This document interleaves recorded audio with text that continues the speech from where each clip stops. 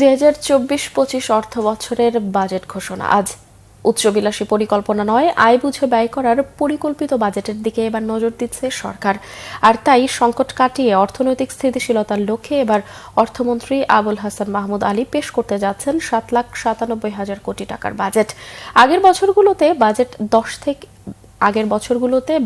১২ থেকে ১৪% বড় করা হলেও এবার বাড়ছে মাত্র ৪%।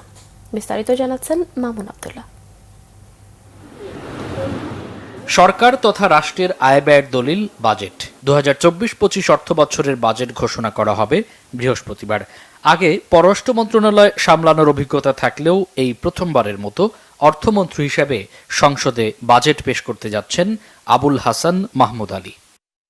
জানা গেছে, প্রস্তাবিত বাজেটের আকার ৭,৯৭,০০০ কোটি টাকা। আগের বাজেটের তুলনায় যা ৩৫,২১৫ কোটি টাকা বেশি। একদিকে ডলার সংকট, অন্যদিকে উচ্চ মূল্যস্ফীতির চাপ, আর তাই নতুন করে চাপ নিতে রাজি নন অর্থমন্ত্রী। সে কারণে মেগা প্রকল্পের খরচ এড়িয়ে শেষ হতে যাওয়া প্রকল্প বাস্তবায়নের দিকে নজর দিতে পারে সরকার, মনে করেন অর্থনীতিবিদরা। বরাদ্দ যদি কমাতেই হয় তো সেটা কমাতে হবে জনপ্রশাসনের থেকে এবং কমিউনিকেশন, যেটা যোগাযোগ, যেখানে অনেক বড় বড় প্রকল্প আছে সেই জায়গাটা থেকে কিছু কাটছাট করা দরকার। যে সমস্ত প্রকল্প খুব শিগগিরই শেষ হয়ে যাবে সেগুলোর জন্য বরাদ্দ থাক, কিন্তু নতুন প্রকল্প নেওয়ার কোনো প্রয়োজন নেই। বিদায়ী বাজেটে ঘাটতি ২,৬১,৭৫৮ কোটি টাকা হলেও এবার সেই ঘাটতি ২,৫১,৬০০ কোটিতে বেঁধে রাখার ঘোষণা আসতে পারে। ঘাটতি মেটাতে বৈদেশিক উৎস হতে ৯০,৭০০ কোটি টাকা এবং অভ্যন্তরীণ উৎস হতে ১,৬০,৯০০ কোটি টাকা ধার করা হতে পারে। এই মুহূর্তে আসলে সামষ্টিক অর্থনীতির স্থিতিশীলতাটাই প্রাধান্য পাওয়া উচিত।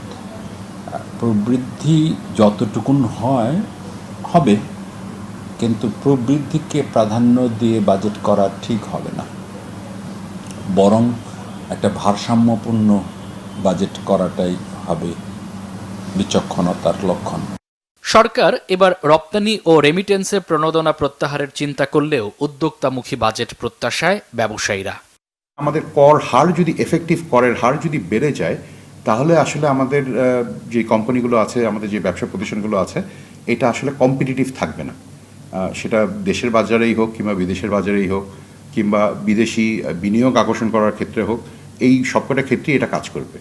আগামী অর্থ বছরে রাজস্ব আদায়ের লক্ষ্য ৫,৪১,০০০ কোটি টাকা। কর বাড়তে পারে তামাকজাত পণ্য, টিভি, ফ্রিজ বা এসির মতো আমদানি পণ্যে। বাড়তে পারে হাটবাজারের ইজারা, উড়াল সড়ক বা এক্সপ্রেসওয়ের মতো বিভিন্ন সেতু পারাপারের টোলও বাড়তে পারে। এ পর্যন্ত দেশে ১৩ জন অর্থমন্ত্রী দিয়েছেন মোট ৫২টি বাজেট। এর মধ্যে সবচেয়ে বেশি ১২ বার করে দিয়েছেন বিএনপির প্রয়াত এম সাইফুর রহমান ও আওয়ামী লীগের আবুল মাল আব্দুল মুহিত। ১৯৭২ সালে তৎকালীন প্রধানমন্ত্রী তাজউদ্দিন আহমেদের ঘোষিত বাজেটের আকার ছিল ৭৫২ কোটি, যা ১,০৫৯ গুণ বেড়ে এবার হচ্ছে ৭,৯৭,০০০ কোটি টাকা। মামুন আব্দুল্লাহ, বাংলা ভিশন, ঢাকা।